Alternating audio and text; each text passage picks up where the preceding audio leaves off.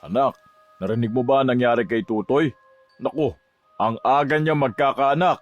Hayaan mo na sila at yun talaga ang kapalaran niya. Kaloob ng Diyos na magkaanak siya sa edad niya. Isa pa, hindi na siya musmus para hindi makagawa ng bata. Frank, hindi kaloob ng Diyos ang hindi sinasadyang pagbubuntis. Hindi ba palagi kong sinasabi sa'yo, nasa Diyos ang awa, nasa tao ang gawa. Dapat ikinakasal na muna kasi bago mag-anak. Pero dahil matigas ang ulo niyang si Tutoy, ayun, at nadisgrasya, maaga tuloy nakabuntis. Siya na nga lang ang inaasahan ng pamilya nila na pwedeng magpaahon sa kanila sa hirap. Paano na ngayong magkakaanak na siya? Hindi na sinagot ni Frank ang sinabi ng papa niya. Ang totoo ay naiinis siya sa mga sinasabi nito. Naturingan kasing relihiyoso ang tatay niya, pero eto at tsismoso naman. Mula pagkabata, talagang relihiyoso na ang pamilya nila. Walang linggong hindi sila nagsisimba. Kahit pa masama ang pakiramdam nila, talaga namang nagsisimba sila. Yun ay dahil sa paniniwala ng kanyang ama na ang Diyos ang nagsalba sa kanila noong nangangarap silang magkaanak.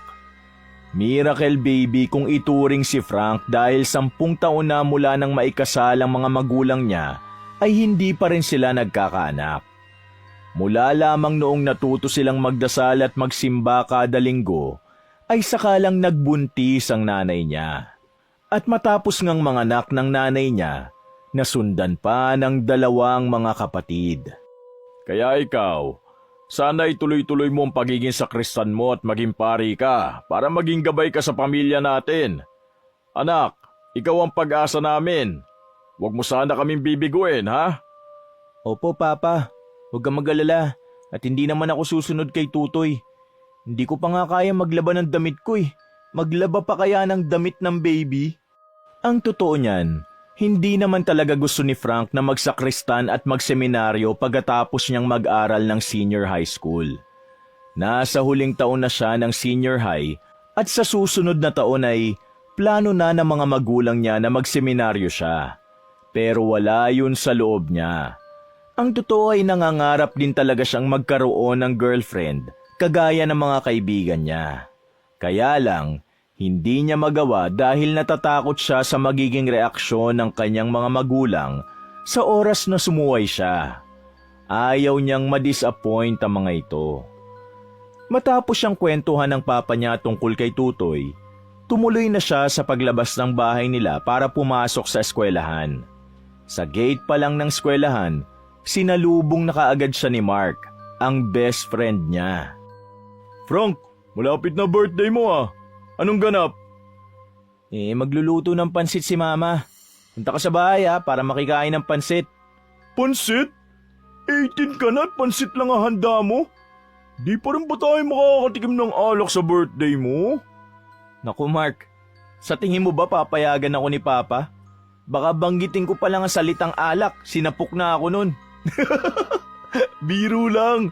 Alam ko namang hindi kayo inom ng alak eh. Good boy ka eh. Pero sana, tanggapin mo na lang yung regalo ko sa'yo sa birthday mo. At ano namang regalo yan? Di ba nagre-reklamo ka nitong mga nakaraang araw na masakit ang likod mo at parang marami ka ng lamig sa katawan kahit bata ka pa? Eto na ang chance mo. Magpapamassage tayo sa birthday mo. Wow, gusto ko yan. Pero may pera ka ba? Oo, kakapadala lang ni Mami sa akin last week eh. At may pera talaga ako. Kaya ililibre kita sa isang massage therapy clinic na alam ko. Ikaw talaga? Abuso ka sa pera na pinapadala sa ni tita. Isa pa, hindi ko alam na nagpapamassage therapy ka pala. Siyempre hindi naman palagi. Tuwing magpapadala lang si Mami. Alam mo na, minsan kailangan din nating masarapan. Ba't parang iba yata yung sinasabi mo? Nako Mark, wag mo akong sinasama sa mga kalokohan mo ha. Anong kalokohan ka dyan? Ililibre nga kita eh. Saka birthday mo. Dapat masaya ka. Oo na, sige na. Salamat kung ganun. Tara na at baka malate na tayo. Si Mark ay kasama rin ni Frank sa pagsasakristan sa simbahan nila dito sa Capiz. Kaya lang, si Mark kasi ay hindi naman strikto ang mga magulang niya. Naging sakristan lang si Mark dahil tiyuhin niya ang pari sa simbahan. Pero mukhang hindi siya papayagang magseminaryo dahil siya ang pinakamatigas ang ulo sa mga sakristan ng pari. Dumating ang araw ng birthday ni Frank. Buong umaga ay nasa bahay lang siya dahil nga nagpansit ang nanay niya. Pero pagdating ng hapon, tinawagan na siya ni Mark at sinabing magkita sila sa tapat ng bahay nila. Dahil birthday naman niya, pinayagan siyang umalis at gumala kasama si Mark. Pero kung normal na araw, malamang na hindi siya papayagan dahil umpisa na ang tambak na activities nila sa school dahil graduating na.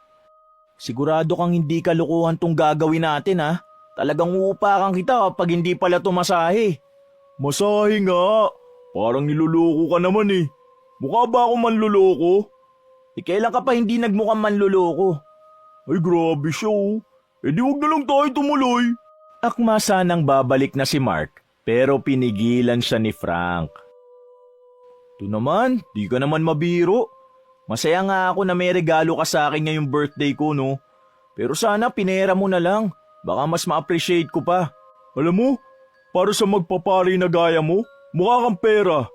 Mas magandang experience. Kapag naging pari ka na, siguradong hindi mo na ito mararanasan ulit. Bakit?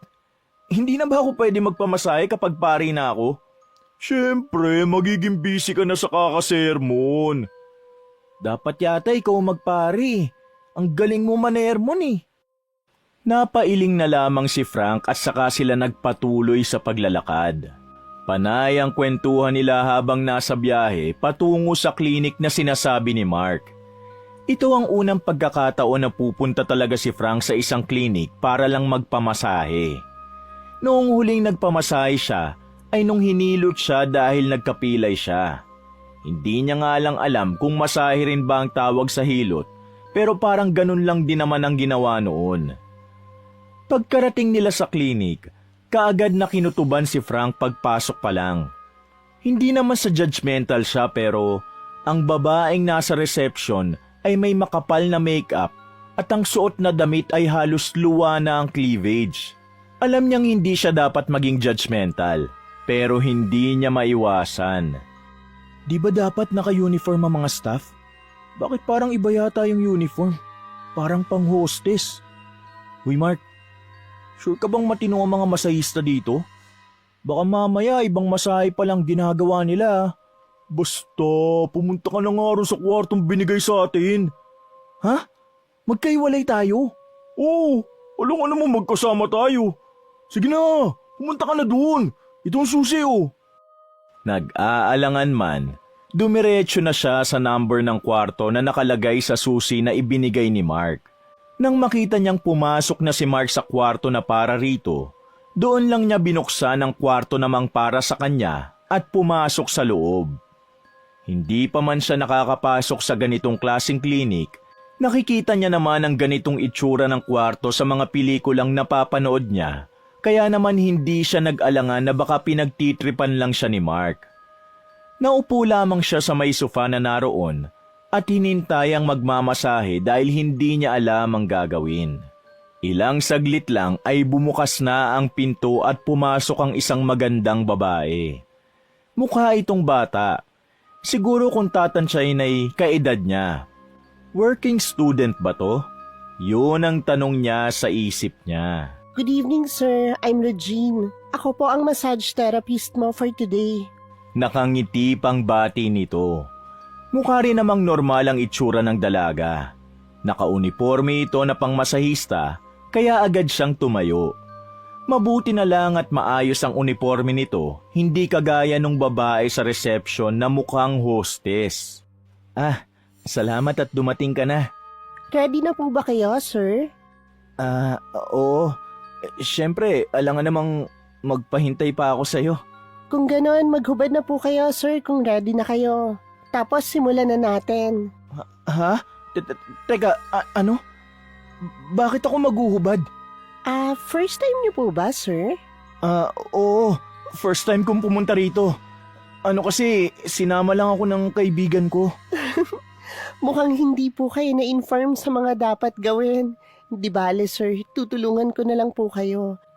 Teka, gusto mo ba ako nang maghubad sa'yo, sir? Ha? Hindi. Ako na. Bakit ko naman iuutos pa sa'yo pati paghubad ko? Natatawa pa si Frank na tumalikod mula kay Regine at sa kamaraang hinubad ang pangitaas niyang damit. Nang humarap siya sa babae, inabutan siya nito ng puting towel. Pati po sa baba, sir. Ha? Bakit? Pati ba yung sa baba mamasahihin mo rin? Mukhang wala po kayong idea, sir. Ano po bang sinabi sa'yo ng kaibigan mo? Ano ba kasing dapat gawin? May rules ba dito? Pwedeng pabasa ng rules para hindi ako mukhang tanga? Sige po, sir. Dumapa na lang po kayo sa kama tapos ako nang bahala. Nag-aalangan man, dumapa rin naman siya kagaya ng inutos sa kanya ni Regine. Ilang saglit lang ay naramdaman na niya na parang may ibinuhos itong langis sa kanyang katawan. Kasunod nun ay ang paghaplos nito ng langis sa likod niya. Pwede bang huwag mo naman masyadong bagalang kasi nakikiliti ako eh. Kahit mabagal o hindi, kapag birhin po talaga, sir, nakakakiliti. Ano sinasabi mo? Anong birhen? Hindi na nagsalita pa si Regine at patuloy ito sa pagmasahe sa kanya. Noong una talagang nakikiliti siya sa ginagawa nito, ngunit sa kalaunan ay nasasarapan na siya sa bawat haplos at pisil na ginagawa nito sa kanyang likuran. Nakatulog na nga siya kung hindi niya lang naramdaman ang pagpisil nito sa kanyang puwetan. Uy, anong ginawa mo? Sir, relax ka lang. Kasama sa package to. Ha? Anong package na sinasabi mo? Natigilan siya sa pagsasalita nang bigla na lang siyang pihitin pahiga ng dalaga. Nanlaki ang mga mata niya, lalo na nang pumatong ito sa ibabaw niya at bigla siya nitong halikan sa labi. Sa gulat niya, walang pakundangang naitulak niya ang dalaga. Kung hindi niya lang nahablot ang kamay nito, malamang na nahulog ito sa kama. Ano ka ba? Ano bang ginagawa mo? Bakit bigla ka nilang nangahalik? Sir, talaga bang wala kang alam o nagmamaang-maangan ka lang? Alam mo, mas mabuti pa kung ine-explain mo na lang sa akin kaysa yung tanong ka ng tanong. Hay, itong mahirap kapag bata at hindi nasabihan ng kasama eh. Tila naiinis na sabi ni Regine. Mukhang bad trip na ito sa kanya pero pinipigilan lang ang kanyang sarili dahil kliyente siya. Ano bang hindi nasabihan? Ang sabi ng kaibigan ko, masahe lang ang gagawin eh. Bakit nangahalik ka? Anong kinalaman sa masahe nun? Pati ba labi ko dapat masahihin? Sir, kasama to sa package. Ayaw mo ba? Anong package ang sinasabi mo? Sige na, sir. Sayang naman ang ibinayad ng kaibigan mo kung hindi mo gagamitin. Umayos sa pagkakatayo si Regine at akmang dadakmain ang alaga niya. Ngunit mabilis niyang nasalo ang kamay nito bago siya bumangon sa kama at tinignan nito ng masama. Mukha kang working student. Sigurado ka bang ganito ang gusto mong gawin? Doon lang tumigil sa pangungulit si Regine. Hinatak nito pabalik ang kamay niya at saka bumuntong hininga. Hindi na po ako menor de edad kung yan ang inaalala mo, sir. Kahit na. May iba pa mga trabaho ang pwede mong pagkakitaan. Mas maayos at hindi mo kailangan ibigay ang katawan mo sa mga lalaki. Tignan mo nga ang sarili mo. Mukha kang inosente at hindi pa dapat makaranas ng ganitong makamundo. Oo, sir. Meron nga ho akong trabahong pwedeng pasukan na mas malinis kagaya ng sinasabi mo. Pero meron bang kasing laki ng sasahurin ko dito? Biglang natigilan si Frank sa sinabi ni Regine. Tila binuhusan siya ng malamig na tubig. Anong ibig mong sabihin? Bakit kailangan mo magtrabaho ng malaki ang sahod? Bata ka pa naman at siguradong wala ka pang binubuhay kundi sarili mo lang. Nasasabi mo yan kasi wala ka sa posisyon ko. Palibasa hindi ka pa yata nakakatikim ng hirap ng buhay eh. Nakaramdam ng pagkakonsensya si Frank nang dahil sa mga sinabi ni Regine. Hindi na siya nakapagsalita at napatitig na lamang siya sa dalaga. Kung titignan nito, mukha siyang napaka-inosente dahil sa simpleng ganda nito. Hindi kagaya ng babaeng receptionist na mukhang hostess. Si Regine ay halatang lipstick at pulbo lang ang nilagay na kolorete. Mas lalo tuloy na naig ang konsensya sa kanyang dibdib. Pasensya ka na kung ganon. Nabigla lang ako. Kasi hindi naman sinabi sa akin ng kaibigan ko na ganito pala ang ginagawa rito eh. Sir, kailangan mo pong gamitin ang inavail ng kaibigan mo. Kung hindi, malilintikan ako. Mapapagalitan ako ng boss ko rito. Okay lang kahit hindi mo na gawin. Ako na ang bahala magpaliwanag sa kaibigan ko, pati na rin sa boss mo kung sakaling mapagalitan ka. Bumangon na si Frank mula sa kama. Doon lang niya napansing wala na pala siyang pang-ibaba, kaya lumitaw ang harapan niya kay Regine. Dali-dali niyang hinugot yung tuwalya na nasa kama at itinakip sa pang-ibaba niya. Yung pantalon ko! Paano mo naubad? Nakatulog ka kasi ng mahimbing kanina. Kaya hindi mo napansin na nahubad ko na. Ayun ang pantalon mo, sir. Itinuro pa nito kung saan nakasampay ang pantalon niya. Pwede bang tumalikod ka habang nagbibihis ako? Sige po. Pero sir, sigurado po ba talaga kayong ayaw niyong gamitin yung binayad ng kaibigan mo? Siguradong sigurado ko. Kaya tumalikod ka na. Tumalikod naman ito kagaya ng gusto niyang mangyari. Nang makapagbihis na siya, pinaharap niya ang dalaga at inabutan ito ng 200 piso. Oh, allowance ko na yan ng 2 araw. Hindi ako kasing yaman ng kaibigan ko kaya yan lang ang maibibigay ko sa'yo. Sir, hindi na po kailangan. Wala naman pong nangyari. Hindi. Magaling ka naman magmasahe. Kaya deserve mo yan. Matapos noon ay lumabas na si Frank sa kwarto at bumuga ng malalim na hininga. Hindi niya alam kung ano ang dapat maramdaman niya ngayon. Pero sa lahat ng kung ano-anong emosyong nararamdaman niya, mas nanaig ang inis niya kay Mark. Kung hindi ba naman sira ulo ang kaibigan niyang yon, lagi na lang talaga siyang ipinapahamak. Naghintay siya sa tapat ng kwarto kung saan naroon si Mark. At nang makalabas na ito, kitang-kita ang saya sa mga mata nito. Parang may nakaimprentang tagumpay sa mukha. Ano, masaya ka? Uy, Frank! Ano? Kumusta? Masarap ba? Lika nga rito. Pasaway ka talaga eh. Inis na piningot niya ang tenga ni Mark na kaagad nagpahiyaw rito dahil sa sakit. Aray ko po! Aray! Bakit mo naman ako pinipingot? Patuloy niyang hinatak ang tenga nito hanggang sa makalabas sila ng klinik. Nang makalabas na sila, saka lang niya binitiwan ang tenga ni Mark. Aray, grabe! Nasarapan ka na nga, sinaktan mo pa ako. Hindi ka nasarapan? Bakla ka ba, Frank? Hindi ko alam na pumapasok ka na pala sa mga ganitong lugar. Alam ba to ni Father? Siyempre hindi. Hindi pa naman ako nasisiraan ng bait para sabihin kay Tito na pumupunta ako sa ganitong lugar, no? Tigilan mo na to, Mark. Paano kung may sakit pala yung mga babae dyan sa loob? Di nahawaan ka pa. Isa pa, illegal ang ganito kaya wag mo nang uulitin ha. Teka nga. Ibig mo bang sabihin, hindi mo ginalaw yung babaeng binayaran ko para sa'yo? At sa tingin mo gagawin ko talaga yon? Ay, ang hina mo talaga. Gusto ko lang naman sanang iparanas muna sa'yo bago ka magseminaryo. Bad trip ka naman 3,000 kaya ang binayad ko dun. 3,000? Grabe ka! Huwag ka mag-alala. Ibabalik ko yung binayad mo. Pero ipangako mo sa akin na huwag mo na ulit gagawin to ha. Ay, hindi na. Hayaan mo na. Kasalanan ko rin at hindi ko sinabi sa'yo. Di ko naman kasi alam na tatanggihan mo ang grasya eh. At kailan pa naging grasya yun? Huwag mo nang uulitin to at isusumbong talaga kita sa nanay mo. Uy, KJ mo. Wala na. Di na happy ang birthday mo. Kaninang umaga, happy pa ako sa pansit ni Mama. Pero ngayon, bad trip na ako sa'yo. Ang sabihin mo, KJ ka lang talaga. Napailing na lamang si Frank imbis na sagutin pa ang kaibigan niya. Alam naman niyang kahit sabihan niya ito, hindi ito titigil kung hindi nito gustong tumigil. Imbes na isumbong ang klinik, Pinili na lamang ni Frank na manahimik at itago ang nangyari sa kanya nung gabing yon.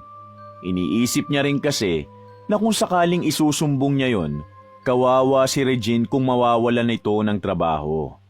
Isa pa, kung isusumbong niya, sure ba siyang ipapasara ito?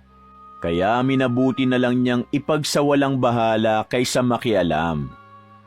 Isang linggo ang matuling lumipas. Halos makalimutan na ni Frank ang nangyari. Papasok na siya sa building kung nasa ng klase niya nang may pumukaw sa atensyon niya. Teka, si Regine ba yun? Oh, sinong Regine? Yung masahista sa klinik na pinuntahan natin noong nakaraan. Masahista?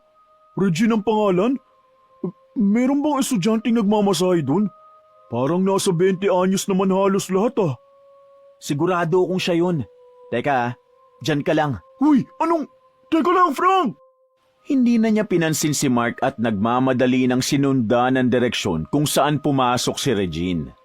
Tinakbo niya yon at hinanap ang dalaga hanggang sa makita niya itong papasok sa isang classroom.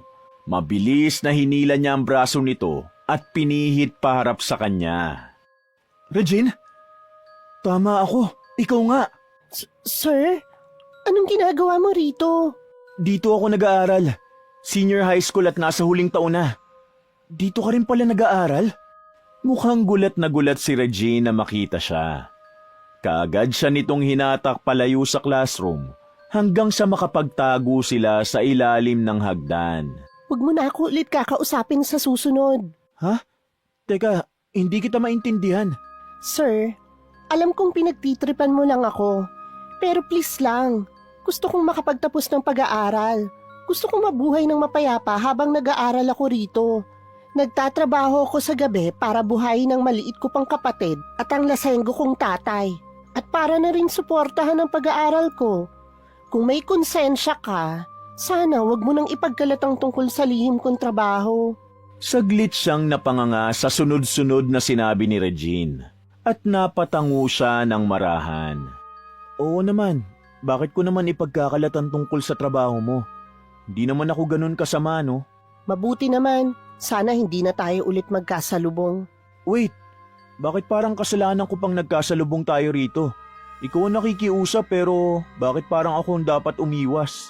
Anong sabi mo? Nakikiusap kang huwag kong ipagkakalat sa iba, di ba? E di, maging friends tayo. Alam mo, kabisado ko na ang ganyang mga diskarte. Hindi ako nagbo-boyfriend. Hindi natapos ni Regine ang sasabihin niya dahil natawa na lamang si Frank. Ang advance mo rin pala kung mag-isip. Kaibigan lang ang gusto ko. Mukha kasing kailangan mo ng kaibigan. Isa pa, hindi kita yayayaing maging girlfriend. Magpapari ako. Magpapare? Gulat na tanong nito. Oo, kaya nga hindi ako pumayag sa gusto mo mangyari nung nasa klinik tayo eh. Dahil dedicated na ang puso at kaluluwa ko sa Diyos. Basta, wag mong ipagkakalat ang tungkol sa akin ha. Paano yung kaibigan ko? Alam yata niyang masahista ka sa klinik na yon. Dito rin siya nag-aaral? Oo, kaya nga dapat may kaibigan kang magtatanggol sa'yo oras na may makaalam na doon ka nagtatrabaho. Ipagtatanggol kita at sasabihin kung hindi ka nagtatrabaho doon kahit doon ka naman talaga nagtatrabaho. Kaibiganin mo na ako. Sige, malilate na ako. Imbis na pumayag ang dalagang makipagkaibigan sa kanya, tinulak siya nito at nagmamadaling umalis bago pa niya ito maabutan. Napangiti na lamang si Frank. Ewan niya ba pero may kung anong nagdidikta sa kanya na gawing kaibigan si Regine. At tila tama siya sa desisyong maging kaibigan nito dahil sa paglipas ng mga araw, napansin niyang wala itong masyadong kaibigan. Halos wala ngang lumalapit dito at mag-isa lang palagi kapag nakikita niya. Uy, Regine, bakit nandito ka? Lunchtime ngayon ah. Dapat nasa cafeteria ka. Okay lang, busog pa naman ako. Anong busog? Imposible namang hindi ka pa nagugutom eh. Almusal pa ang kinain mo kanina. O ito, sandwich tsaka orange juice. Isang mainit na araw ng eskwela, naabutan niya si Regine sa may quadrangle ng school habang mag-isang nagbabasa ng kanyang libro. Pansin niya kasing tuwing lunch wala ito sa cafeteria. At kahapon nga lang, nalaman niya kung saan ito madalas na tumatambay. Ano ka ba? Anong kakainin mo? Okay lang talaga ako, hindi ako gutom. Kumain na ako. Binilan nga kita nito kasi alam kong hindi ka kakain eh. Diet ka ba? Imposible naman kasi ang payat mo na. Nangaasar ka ba? Hindi ako nangaasar. Ang sinasabi ko lang, kainin mo na yan dahil matatapos na ang lunchtime. Sige na nga, dahil mapilit ka, kakainin ko na. Napangiti si Frank na mag-umpisa ng kainin ni Regine ang sandwich. Kahit sinabi nitong hindi siya gutom, kitang-kita ni Frank kung paano ito excited na kinain ng sandwich na para bang mula pa kaninang umaga ay hindi pa kumakain. Naawa siya sa dalaga. Nagtatrabaho naman ito pero bakit parang hirap na hirap pa rin siya? Habang pinagmamasdan niya si Regine na kumakain, napansin niya ang braso nito na tila may kulay ubing pasa. Hindi lang yun, paakyat hanggang sa may balikat. Hindi niya maiwasang hawakan ng sleeves ng uniform ni Regine at itaas yun. Frank, ano ka ba? Pasa ba yan? Ha? Wala to. Nadulas lang ako. Nadulas? Parang latigong inihampas sa'yo eh. E di sana buong braso mo punong-puno na ng pasa. Wala nga lang yan. Anong wala? Sinasaktan ka ba ng mga customer mo? Oo. Sinaktan ako ng customer ko kagabi gamit ang latigo. Wild kasi, gustong maging dominant. BDSM ang gusto. BDSM? Ano yun? Bata ka pa para malaman, Frank. Bata ka pa rin naman ah. Dapat hindi mo pa rin alam yan. Kung ano man yung ginagawa sa'yo ng customer, huwag kang papayag. Oo na. Pwede ko na bang ituloy ang pagkain ko? Basta, usapan natin. Huwag ka nang papayag na sasaktan ka pa ulit. Hinitian na lamang siya ni Regine bago ito nagpatuloy sa pagkain. Simula ng araw na yon, dinadala niya na lagi ng lunch si Regine. Hindi siya pumapalya dahil araw-araw din siyang hinihintay ng dalaga. Kahit pa nagkukulang na minsan ng pagkain na para sa kanya, ayos lang basta mabusog niya si Regine. Bro, nililigaw mo ba yung si Regine? Ha? Anong sinasabi mo dyan? Nung nakaraan kasi, narinig ko sa tropa ko na may kasama ka raw babae kapag hindi tayo magkasama. Kaya binantayan kita kahapon at nakita ko nga yung babae. Sabi ng tropa ko, si Regine daw yun ng Section A. Ano naman kung magkasama kami? Di ka sumasama sa babae unless may kailangan kayong gawin tungkol sa pag-aaral. Magkaiba kayo ng strand at classroom kaya imposible naman yata. Shh! Hinaan mo nga yung boses mo. Marinig tayo ni Father. Anong baka marinig ko? Pareho silang napalingon sa likuran nila nang marinig ang boses ni Father. Gulat at pareho silang kinabahan sa bigla ang pagdating nito. Kasalukuyang kasi silang nag-aayos ng ostya at alak na gagamitin para sa misa mamaya. Naku, wala po Father. Eto po kasing si Mark, puro kalokohan. Si Mark talaga, tahimik lang kunwari. Hala, ba't ako? Wala naman akong ginagawa, Father. Yung si Frank, may girlfriend na kasi. Namilog ang mga mata ni Frank sa sinabi ni Mark at nagmamadali siyang umiling. Father, wag po kayong maniwala sa kanya. Wala po akong girlfriend. Meron, Father. Nakita ko kahapon kasama niya. Binigyan niya pa nga ng sandwich at orange juice. Ang sweet nila, Father. Halos lang gami na nga eh. Kasama lang pero hindi ko girlfriend. Binigyan ko lang siya ng pagkain kasi naawa ako dahil wala siyang kinakain. Bahagyang natawa si Father sa pagtatalo nilang dalawa. Alam mo Frank, wala namang problema kung magkaka-girlfriend ka ngayon. Bago ka pumasok sa seminaryo, kailangan mo malaman kung talagang desidido ka ng maging pare. Ang pagkakaroon ng girlfriend ang isa sa paraan para malaman mo kung anumang huling desisyon mo. O diba? Sabi sa'yo eh. Wala kang sinabi. Tsaka hindi ko talaga girlfriend yun, Father. Huwag po kayo maniwala sa kanya. O sige na, kung hindi mo nga girlfriend. Hali kayo at mag-uumpisa na ang misa. Sabi ni Father, tama na raw ang paliwanag. Halika na. Pinanlisikan niya ng mata si Mark pero pinagtawanan lamang siya nito at saka naghanda para sa misa. Sa sumunod na araw ay naging mas close pa si Frank at Regine. Nakikita na ni Frank nang umingiti na si Regine. Hindi kagaya noong palaging seryoso ang mukha nito. Unti-unti, nahuhulog si Frank sa mga ngiti ni Regine na hindi niya inaasahan. Gusto mo pa talagang magpare?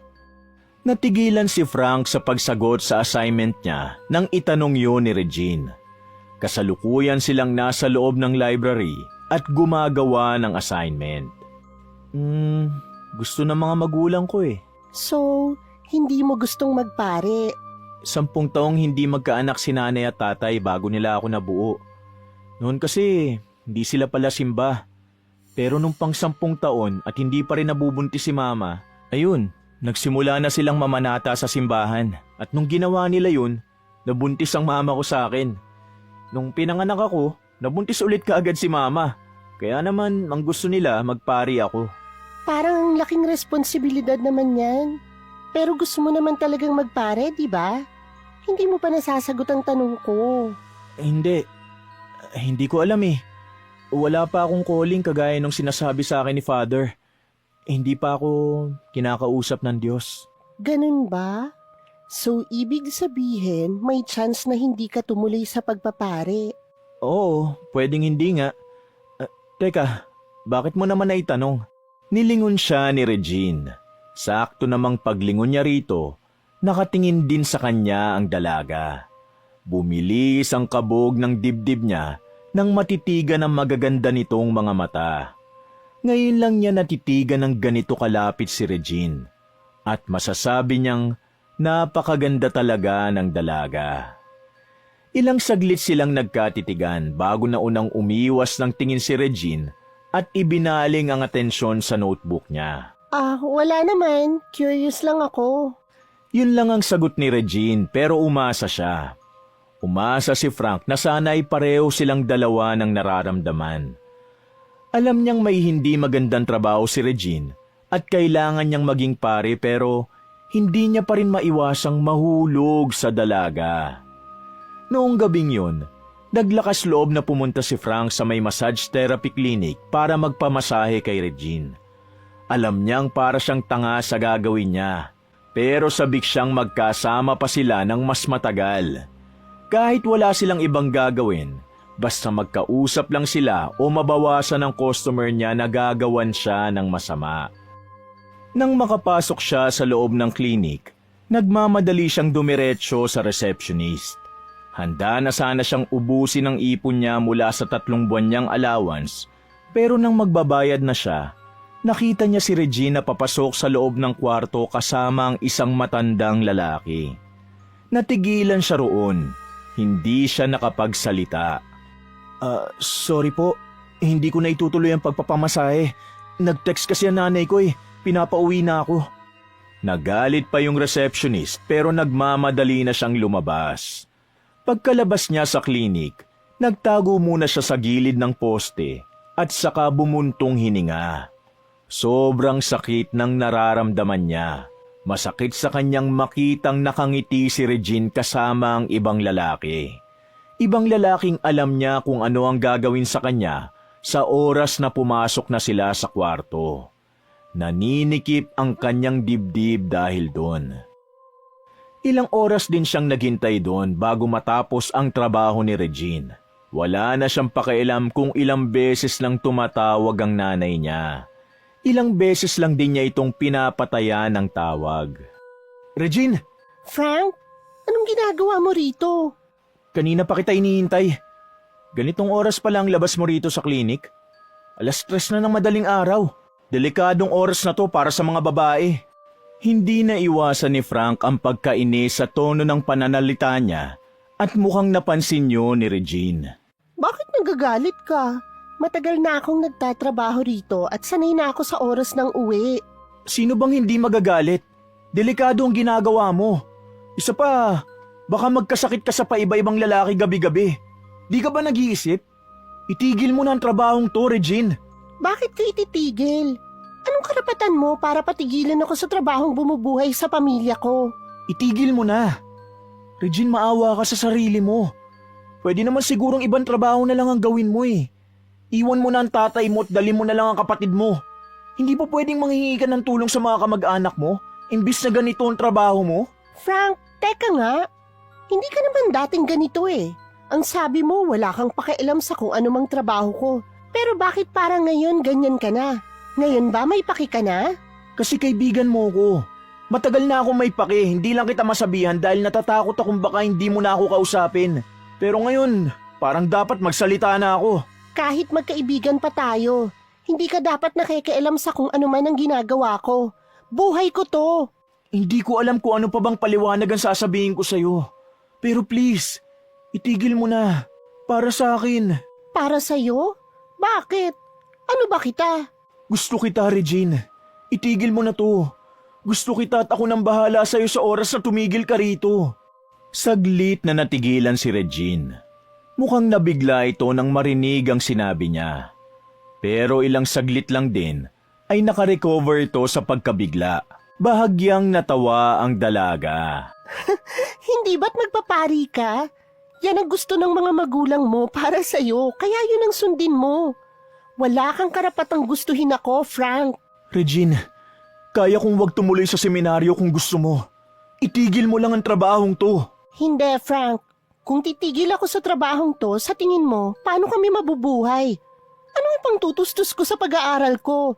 Bibigyan mo ba ako ng pera para mabuhay kami? Ako na lang ang maghahanap ng trabaho. Magpa-part-time ako at ibibigay ko sa'yo. Ha? Tanga ka ba talaga?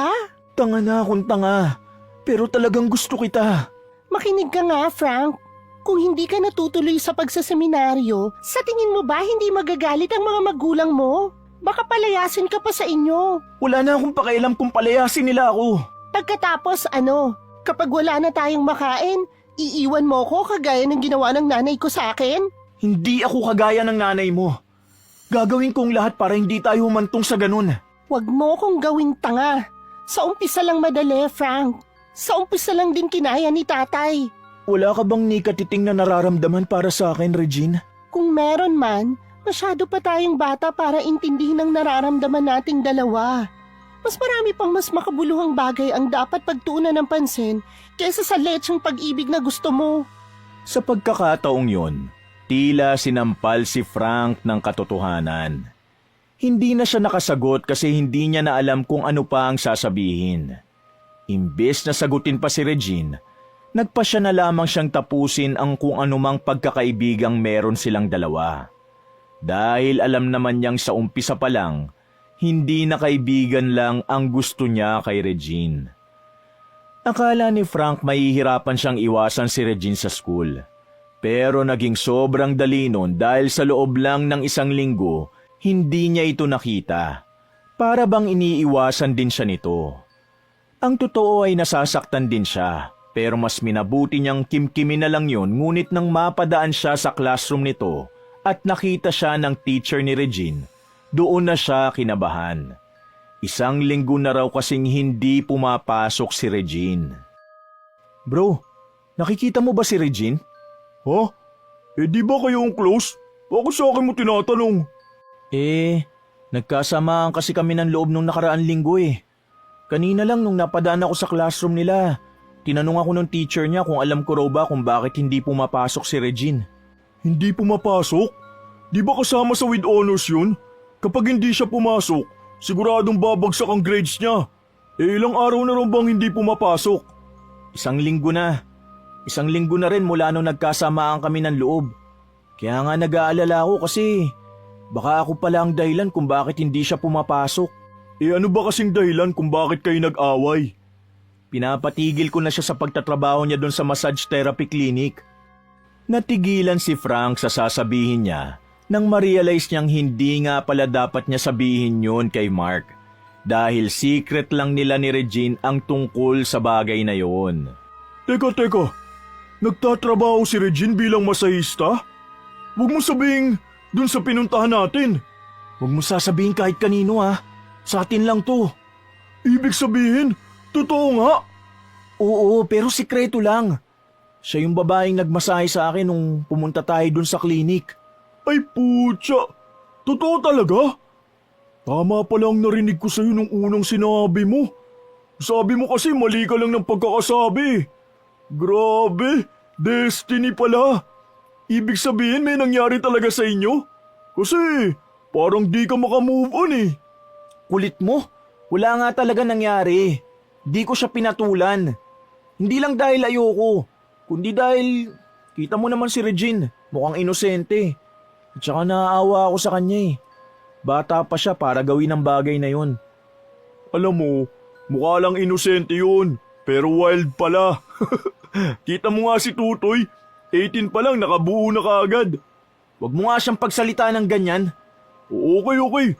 Kung nag-away nga kayo at yun ang dahilan kung bakit kayo nag-away, baka natakot siya at inisip na baka ipinagkalat mo tungkol sa pagtatrabaho niya bilang masahista.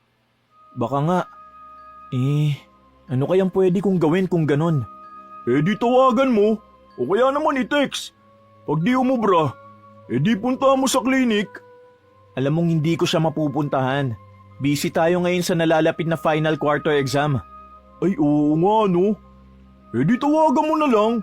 Kung hindi talaga matawagan, hintayin mo na lang dumating yung exam. Sigurado naman papasok na yun dahil malapit na ang exam. Kagaya ng suggestion ni Mark, tinawagan nga niya si Regine. Pero kahit halos kada isang oras na niya kung tawagan si Regine, hindi talaga ito sumasagot sa mga tawag niya. Sa sumunod na araw ay ganun pa rin hanggang sa umabot na ng exam at nawalan na siya ng pag-asang sasagot pa ito sa mga tawag niya.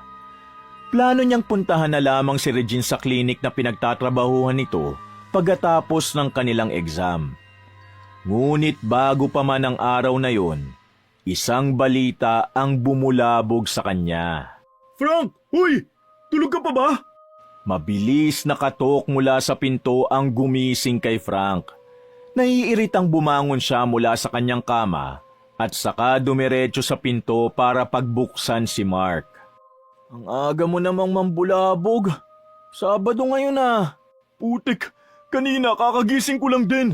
Pero bumungan na agad sa akin yung balita sa TV. Nabalita ang lugar natin dito sa Capiz.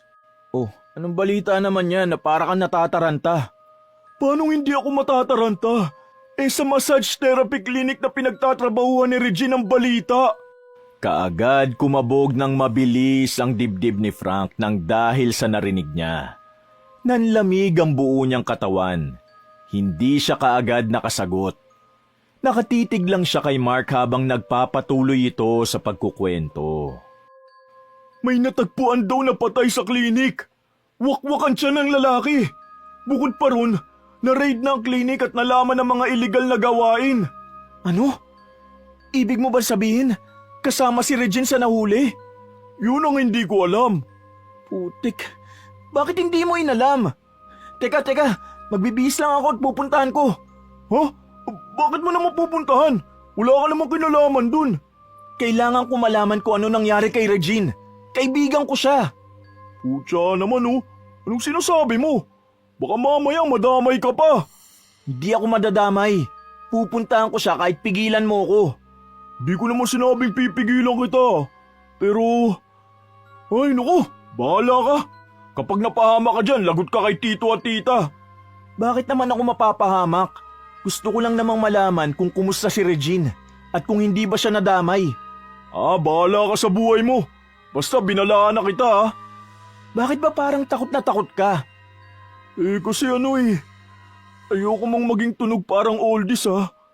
Pero ang sabi ni Daddy, mukhang aswang daw ang pumatay dahil wakwak ang tiyan at ubos ang laman loob. Ha? Aswang? Naniniwala pa palang tatay mo ron? Di naman masamang maniwala sa mga matatanda no. Basta, huwag kang mag-off ng cellphone mo ha para matawagan mo agad ako kung ano mang mangyari ha. Samahan mo na lang kaya ako. Ayoko nga. Tawagan mo ako pag nandun ka na at kung anong balita. Baka makita pa ako ng aswang eh.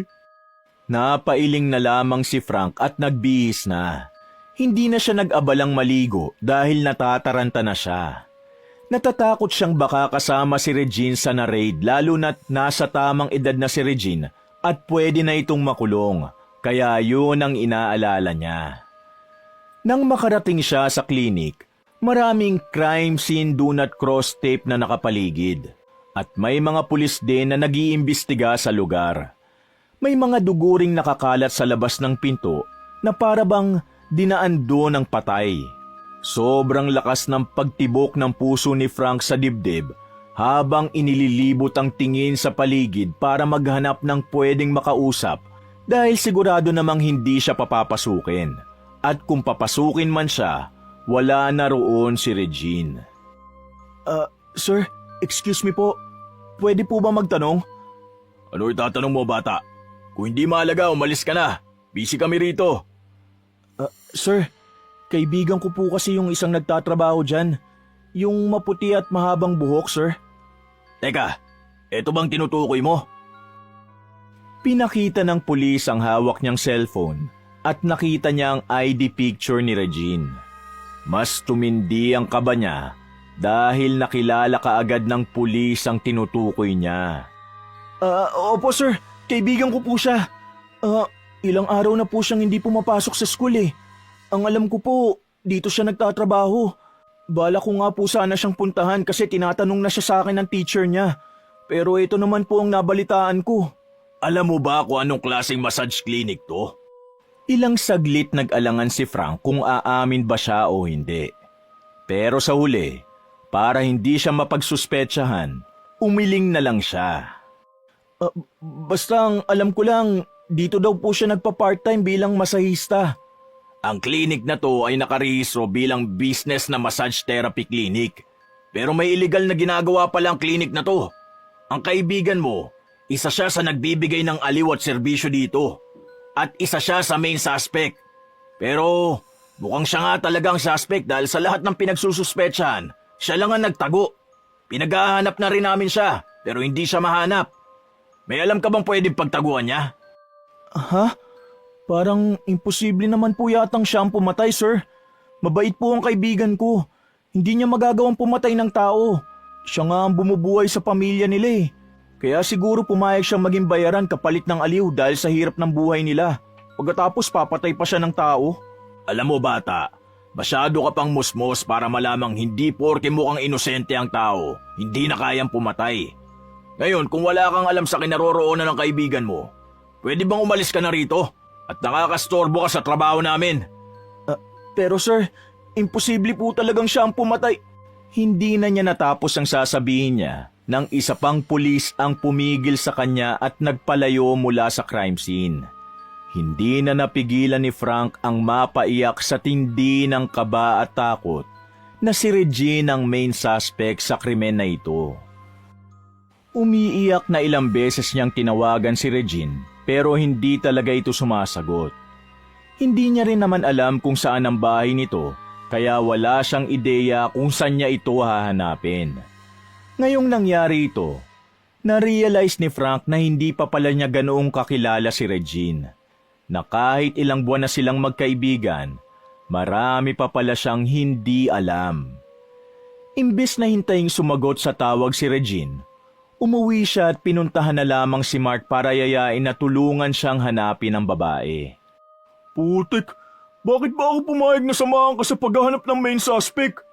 Hindi pa naman sigurado ang mga pulis eh. Tsaka, bakit kaya siya nagtago? Dahil ba natakot siya na siya ang pagbintangan? Pwede, pero paano kung siya nga talaga ang pumatay? Tapos pati tayo patayin niya. Ang OA mo? Anong okay dun? Naniniguro lang. Imbis na magtalo tayo, alam mo, hanapin na lang natin ang bahay nila. Hinanap ni na Mark at Frank ang bahay ni Regine. Naging mabilis naman ang paghahanap nila dahil marami ang nakakakilala sa pamilya nito. Ngunit pagdating nila doon, tanging ang lasing na tatay lang ni Regine ang nakita nila. Minura pa sila nito at hinanap sa kanila si Regine. Pauwi na raw at wala na siyang pambili ng alak. Hindi rin siguro alam nung tatay ni Regine na suspect na siya sa kasong pagpatay. Malamang, kita mo naman kung gaano siya kalango sa alak. Mukhang mula kahapon pa, lasing na yun eh. Anong mula kahapon? Baka ka mo mula pa last week. Sobrang wasted eh. Napakawalang kwenta niyang ama. Totoo, Frank. Grabe, no? Napakaswerte pa pala natin na hindi naging ganong klaseng tao ang tatay natin. Medyo stricto man, at least hindi kagaya nun. Kaya siguro pinili ni Regine na magtrabaho sa ganong klase ng lugar. Dahil nga sa lasenggo ang tatay niya at kailangan niyang puna ng bisyo. Bakit naman niya pupuna ng bisyo ng tatay niya? Kung ako sa kanya, umalis na lang ako at mamuhay ng mag-isa. Ang alam ko, may maliit pa siyang kapatid eh. Di dinala niya sana ang kapatid niya at iniwan ang lasenggo niyang ama. Ewan. Nasaan na kaya talaga si Regine? Nag-aalala na ako. Bakit ba sobra nag-aalala ka? Di ba magkaibigan lang naman kayo, gaya ng sabi mo? Oo nga. Magkaibigan nga lang naman talaga kami. Magkaibigan kami at nag-aalala ako. Magkaibigan ba na may feelings? Hindi na nakakibo pa si Frank sa tanong ng kanyang kaibigan. Alam niya namang may nararamdaman siya para kay Regine. Pero aaminin niya ba yon sa mapang-asar niyang kaibigan? Siyempre hindi. Imbis na sagutin ang tanong nito, nanahimik na lang siya at nagpa siyang ituon ng atensyon sa paghahanap kay Regine. Ngunit 3 araw na ang lumipas, hindi niya talaga nahanap ang babae. Kahit ang mga pulis ay bigo sa paghahanap. Kaya naman ang ginawa ni Frank, araw-araw siyang nag-aabang sa tapat ng bahay nila Regine pagkatapos ng klase para malaman niya kung uuwi ba ito o hindi. Didiretso ka na naman sa bahay ni na Regine? Oo, magbabaka sakali ako makita siya ron. Imposibleng hindi siya uuwi sa bahay nila. Nandun ang kapatid niya na siguradong hindi niya iiwan. Pag-ibig na talaga ang tawag dyan. Pag-ibig na akong pag-ibig. Basta kailangan ko malaman kung ayos lang ba siya o hindi. 1 linggo na siyang hindi umuwi sa bahay nila. Siguradong siya talaga ang pumatay. Siya man o hindi, gusto ko siyang makita. Patay! Sobrang in love na! Hindi ko masasabing sobrang in love ako sa kanya. Talagang nag-aalala lang ako ng gusto. Kagaya na lang nung kumawala ka. Siyempre mag-aalala rin ako at hahanapin din kita. Malamang na dapat mag-alala ka sa akin kasi kaibigan mo ko mula pagkabata, no? Pero si Regine, saglit mo pa lang siya nakikilala. Ano bang nakita mo sa kanya? Siguro, naawa ako sa kanya. Naawa ako kasi ang bata pa niya para maranasan ng mga ganitong bagay. Bata man o hindi, walang kahit sinong deserve na maranasan ng mga naranasan ni Regine. Siguro, awa nga lang talagang nararamdaman mo. Awa na may kasamang pagmamahal. Tumango na lamang si Frank kahit alam niyang tutuksohin na naman siya ng kanyang kaibigan. Ilang araw pa ang lumipas hanggang isang gabi pagkagaling niya sa eskwelahan para sumilip sa bahay ni na Regine, nabigla na lang siya. Buong akala ni Frank ay mabibigo siyang makita si Regine. Ngunit sa pagkakataong yon, sa wakas ay nakita niya na rin ito. Subalit, hindi pa man nakakakatok si Frank sa pinto ng bahay ni na Regine, napansinan niya ang mga basag na bote ng alak sa labas ng pinto. Kasunod nun ay ang mga kalabog ng kung anong bagay sa loob ng bahay, pati na rin ang pag-iyak ng bata at pagmamakaawa nito. Dahil sa pag-aakalang binubugbog si Regine ang tatay niya, walang katukatok at binuksan ni Frank ang pinto para sana isalba ang dalaga. Ngunit halos mabaliw siya nang makita niya ang sitwasyon sa loob ng bahay. Kalat-kalat ang mga dugo sa paligid. Hindi lang dugo, pati mga laman loob ay nagkalat. Nanigas si Frank sa kanyang kinatatayuan. Nanlamig ang buong katawan niya sa labis na kaba at takot. Tanging ang mga mata niya lang ang kaya niyang pagalawin dahil kahit ang paghinga niya ay napigil niya sa mga sandaling yun. Doon niya nakita ang katawan ng tatay ni Regine na nakahandusay sa sahig. Hindi na ito humihinga. Wakwak ang tiyan habang nakaupo si Regine sa harap nito at kinakain ang laman loob. Regine, anong ginagawa mo? Bumagsak ang mga luha sa mga mata ni Frank. Dapat tumatakbo na siya ngayon kasi pwedeng siya naman ang isunod ni Regine. Pero imbis na tumakbo siya, nagawa pa niyang tanungin ang dalaga. Bakit mo to nagawa, Regine? Doon lang tila natauhan si Regine. Dahan-dahan, nag-angat ito ng tingin sa kanya. Nanlilisik ang mga mata nito. Tila adik na pulang-pula mga mata habang ang bibig nito ay punong-puno ng dugo. May kagat pa siyang karne. Sa nakikita niya ngayon, alam niyang hindi na ito ang babaeng minahal niya. Hindi na yung mukhang inosenteng babaeng nakilala niya. Frank! Ilang saglit lang ay unti-unting bumalik sa normal ang mga mata nito. Kasunod nun ay tila natauhan ng dalaga. Naibagsak ni Regine ang hawak niyang laman loob at biglang napatayo. Frank! Anong ginagawa mo rito? Anong nangyayari sa'yo, Regine? Bakit ginawa mo sa tatay mo yan? Ilang saglit na napatitig sa kanya si Regine bago ito tuluyang napahagulgol sa pag-iyak. Nanatili si Frank na nakatayo roon habang pinapanood ang pag-iyak ni Regine. Naaawa siya sa paraan ng pag-iyak nito na para bang sising-sisi ito sa mga nangyari at sa nagawa nito. Ngunit nabigla siya nang sa isang kisap mata, tumalon si Regine patungo sa direksyon niya at sinakal ang leeg niya. Muling bumalik ang namumula nitong mga mata habang nakatitig sa kanya. Agad na bumalot ang matinding kaba sa kanyang dibdib dahil sa takot na baka siya na ang isunod ni Regine. Napahawak siya sa mga braso nito para pigilan siya, pero hindi ito nagpapapigil. Regine, bitiwan mo ako! Hindi na ako makahinga! Bakit ka pumunta rito? Bakit mo pa ako hinanap? Nag-alala ako sa iyo, Regine.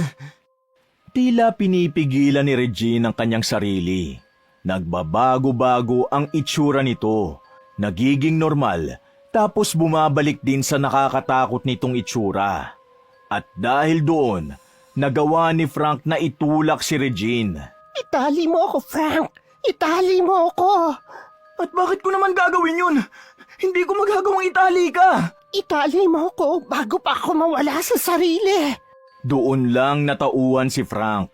Mabilis na tinungo niya ang kurtinang nakasabit sa may bintana ng bahay nila. Nahatak niya ang lubid nun at yun ang ipinangtali niya kay Regine. Itinali niya ang dalaga sa may silya. Nang maitali niya na ito, ilang saglit itong nanahimik. Regine, ayos ka lang ba? Bigyan mo ko ng oras para kumalma. Kailangan kong kumalma para mapigilan ang sarili ko. Ilang saglit na nanatiling nakayuko si Regine hanggang sa mag-angat ito ng tingin sa kanya. Normal na ang itsura nito. Mahigit 1 linggo kang nawala. Saan ka ba nagtago? Nanatili ako sa gubat ng ilang araw. Doon ko binusog ang sarili ko. Kumain na lang ako ng mga hayop na makikita ko ron, kaysa tao ang kainin ko ulit. Anong ibig mong sabihin?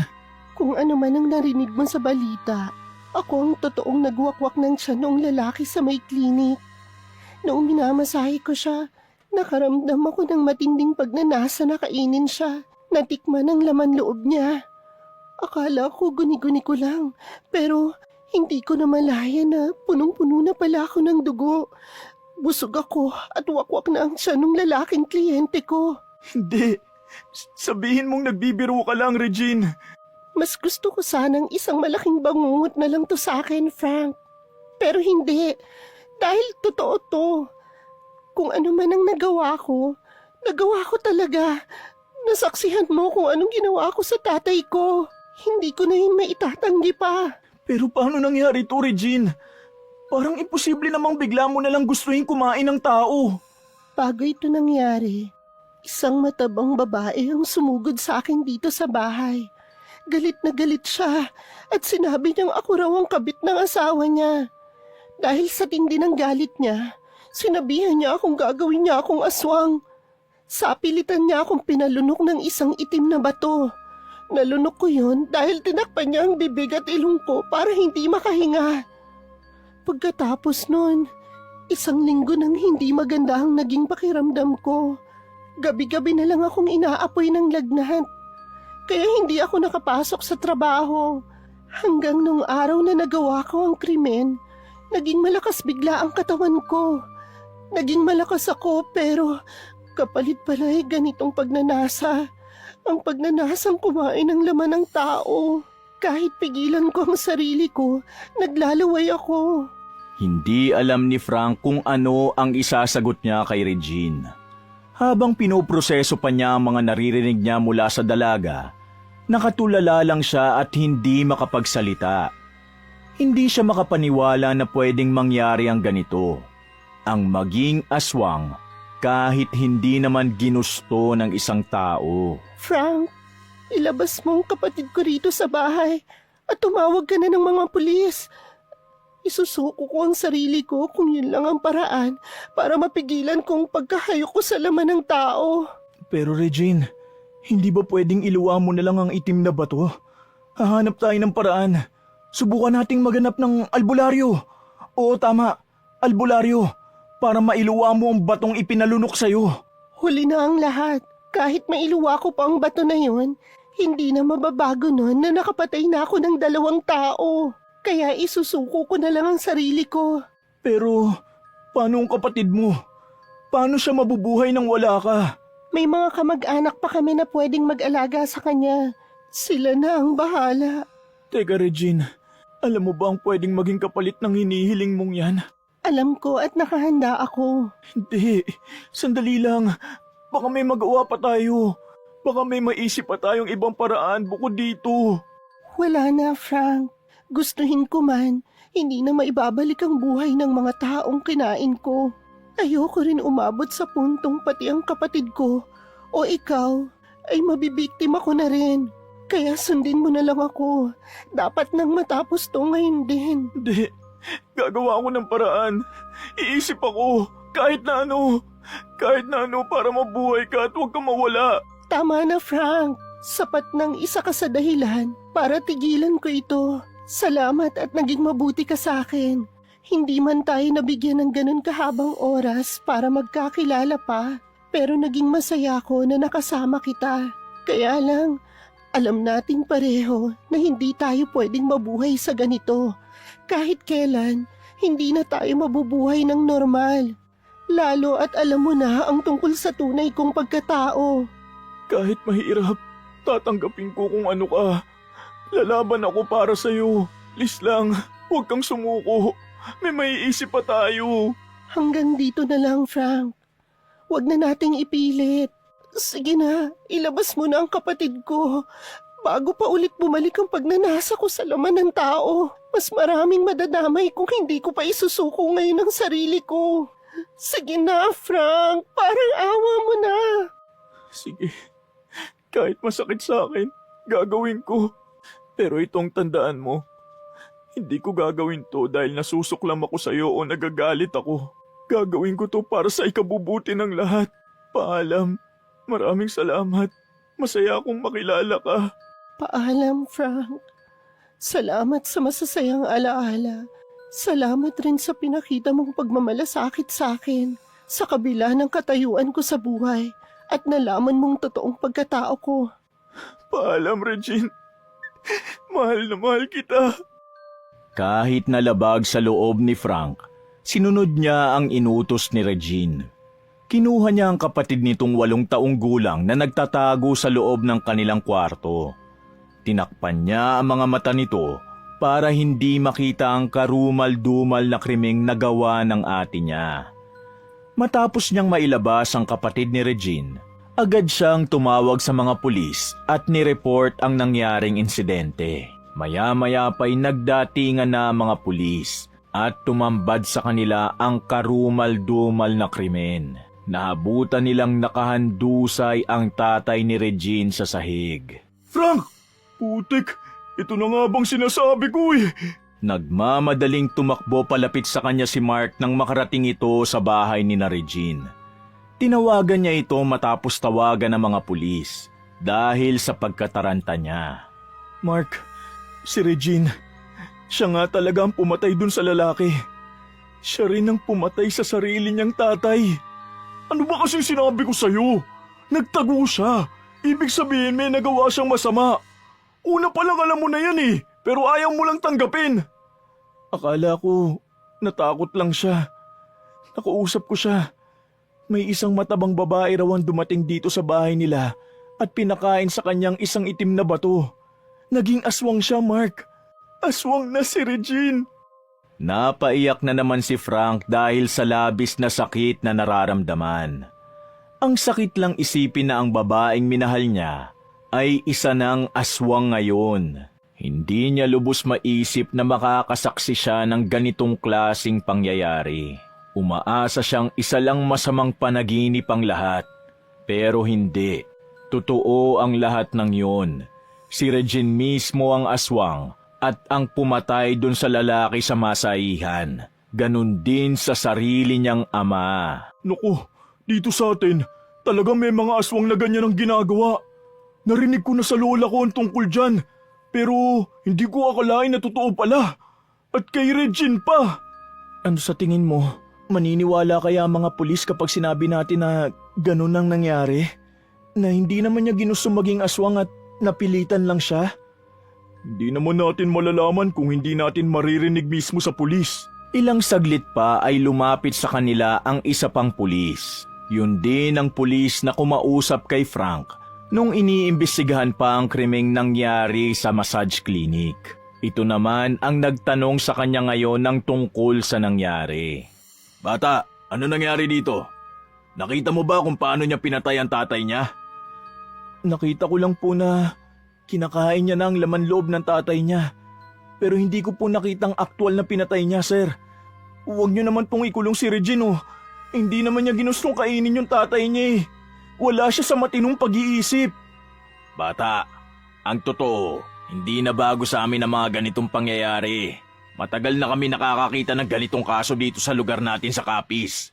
At alam ko rin ang posibleng dahilan kung bakit siya nagkaganito. Ha? Alam niyo pong pinalunok siya ng itim na bato para maging aswang? Oo, alam ko. Marami na nakapagsabi sa akin yan. Ang problema lang, hindi pa namin napapatunayan. Dahil syempre, hindi pa naman namin nakikita ang bato na yan. Kaya wala pa kaming sapat na ebidensya. Sir, alam niyo naman po pala na may mga ganitong pangyayari. Bakit po kaya hindi niyo na lang imbestigahan at alamin kung sino talagang gumagawa nito? Kung kanino talaga nagmula ito. Nabanggit po sa akin ni Regine, isang matabang babae raw ang gumawa nito sa kanya. Teka, imposible ang naiisip mo. Anong gusto mong gawin namin? Paghinalaan ang lahat ng matabang babaeng sinabi ng kaibigan mo dito sa lugar natin? Hindi naman pwedeng gawin yun, bata. Bumabase lang kami syempre kung anong ebidensya ang nakita namin sa crime scene. Kaya sa pagkakataong ito, hindi namin pwedeng pakawalan si Regine. At isa pa, hindi na rin siya pwedeng isama sa mga normal na preso. Hindi namin siya maikukulong doon dahil maaari niyang kainin ng mga preso kung sakaling ipasok namin siya ron. Mahirap na. Kung ganun po, ano pong balak niyong gawin sa kanya? Wala nang ibang paraan kundi ibartulina namin siya hanggang manghina siya. Kagaya na lang ng mga nahuli namin dati na parehong-pareho ng paraan ng pagpatay niya sa mga tao. Sir, ano pong ibig niyo sabihin? Ano pong mangyayari sa kanya kung ganun? Mamamatay ba siya? Tama na. Masyado ka na maraming tanong, bata. Ang mabuti pa, umuwi ka na sa bahay niyo. Magpahinga ka at kalimutan mo na ang nangyari. Magpasalamat ka na lang at buhay ka. Hindi ka na tulad dun sa tatay niya. Kung hindi, isa ka na rin sa mga pinaglalamayan ngayon. Pero sir, sandali lang, makinig kayo. Kaibigan ko siya. Paano ko kakalimutan ang nangyari, sir? Makinig kayo. Maawa naman po kayo. Pinigilan siya ni Mark. Hinawakan nito ang magkabilang braso niya at saka hinatak palayo. Tama na, Frank. Wala na tayong magagawa sa ngayon kundi ang ibigay sa kanila ang lahat ng dapat gawin. Hindi tayo pwede makialam dito. Sapat na ang mga isinalaysay mo sa kanila. Wala tayong magagawa kung hindi sila maniniwala. Pero, si Regine, Kawawa si Regine. Biktima lang din siya, Mark. Hindi sa kanya nagmula to. Alam ko, Frank. Pero kung ito ang kapalaran niya, hanggang dito na lang talaga. Matapos yung sabihin ni Mark kay Frank, wala nang nagawa ang binata kundi ang umalis na lang at tanggapin yon kahit masakit sa loob niya. Matapos ang araw na yon, hindi kaagad nakapag-move on si Frank. Ilang araw din siyang nagkulong lamang sa kwarto niya at hindi pumasok sa eskwelahan ng dahil sa nangyari. Kung hindi pa sa pilitang pumasok ang tatay niya sa kwarto niya, hindi pa siya matatauhan. Anak, ilang araw ka nang nasa loob ng kwarto mo. Pwede ka na bang makausap? Papa, pwede ho bang iwan mo muna ako? Masama pa po talaga ang pakiramdam ko eh. Hindi ko pa po kayang kumilos ngayon. Frank, parang mali na yata ang ginagawa mo. Ilang araw ka na rito sa kwarto mo. Wala kang ginagawa kundi ang matulala. Sa tingin mo ba, matutuwa si Regine kapag nakita kanyang ganito? Alam niyo po ang tungkol kay Regine? Aba syempre, sinabi sa akin ni Mark ang nangyari. Sabi ko na nga ba eh, napakadaldal talaga. Shh, huwag ka magalit sa kanya. Tama lang naman na malaman namin kung anong nangyayari sa'yo. Ikinwento niya ang lahat, na ikaw raw ang nakasaksi sa pagpatay ni Regine sa sarili niyang ama. Ikinwento rin sa akin ni Mark ang buhay ni Regine, na posibleng dahilan kung bakit niya nagawang patayin ang tatay niya. Ganun po ba? Anak, kailangan mong lumabas at kumain. Hindi pwedeng manatili kang ganyan. Malapit na matapos ang school year niyo habang ikaw mukhang malapit ka na ring matapos. Papa naman, wala naman ho sa isip ko magpakamatay. Wala nga. Pero ikamamatay mong hindi pagkain at hindi paglabas ng bahay. Tignan mo, namumutla ka na. Dahil hindi ka na naaarawan, lagi ka na lang nandito sa loob ng kwarto mo. Mag-isip ka, anak. Kailangan magpatuloy ang buhay. Nahihirapan po kasi akong mag-move on, Papa. Hindi ka talaga makakapag-move on kung hindi ka gagalaw dyan. Alam mo, anak, pag-ibig lang yan. Maaaring hindi maganda ang naging karanasan mo sa unang pag-ibig mo. Hindi pangkaraniwan na nangyari pero kailangan mong magpatuloy sa buhay. Marami ka pang kailangang gawin. Hindi nagtatapos dito ang lahat.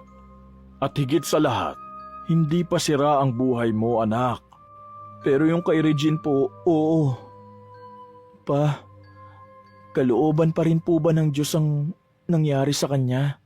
Parang hirap po kasing intindihin eh. Dahil po para sa akin, biktima rin siya. Kagaya ng sinabi ko sa iyo, anak. Hindi kaloob ng Diyos ang lahat ng nangyayari sa buhay ng tao. Nasa Diyos lamang ang awa, pero nasa tao ang gawa. Ang nangyari kay Regine ay ang naging resulta ng mga ginawa ng kanyang ama at ang resulta ng mga desisyon niya mismo.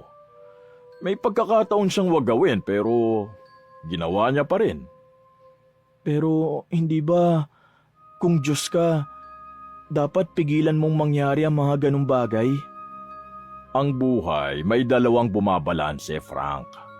Walang mabuti kung walang masama at walang masama kung walang mabuti.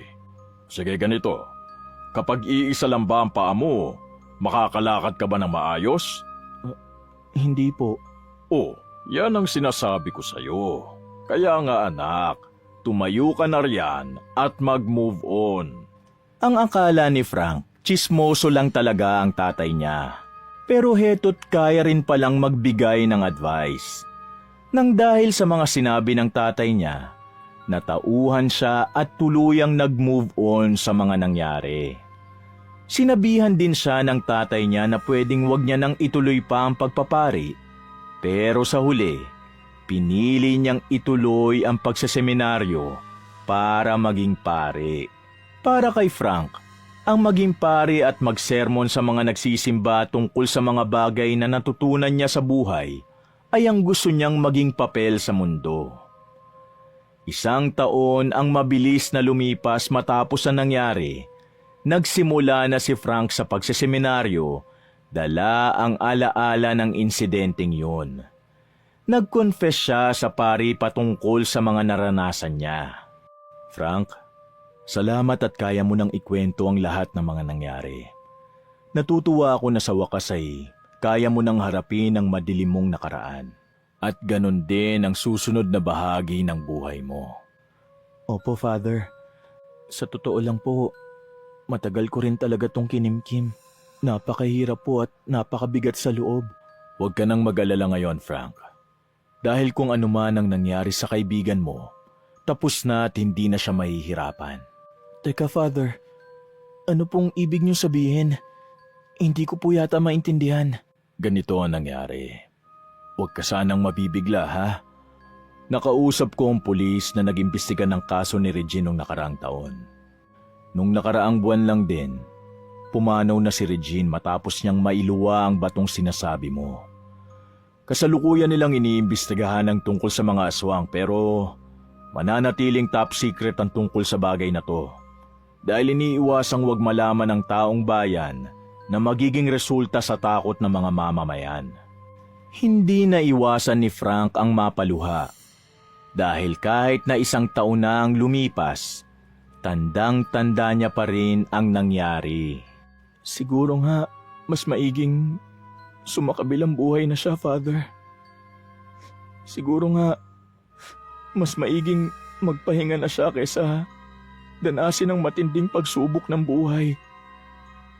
Kahit papano, nabawasan ang pag-aalala ko dahil paniguradong nasa tabi na niya ang Diyos. Nagtuloy-tuloy ang paggulong ng mga luha sa mga mata ni Frank. Hindi na niya maitago ang labis na sakit na nararamdaman niya. Siguro nga tama ang desisyon ni Frank na pagsilbihan ng Diyos.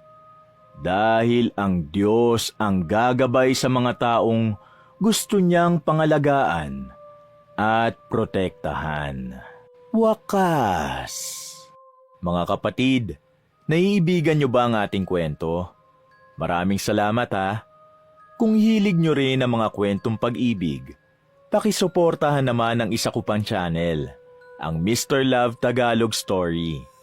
At pakicomment na rin kung taga saan kayo, para naman alam ko kung hanggang saan umaabot ang mga kwento ko. Salamat uli! Anak, narinig mo ba ang nangyari kay Tutoy?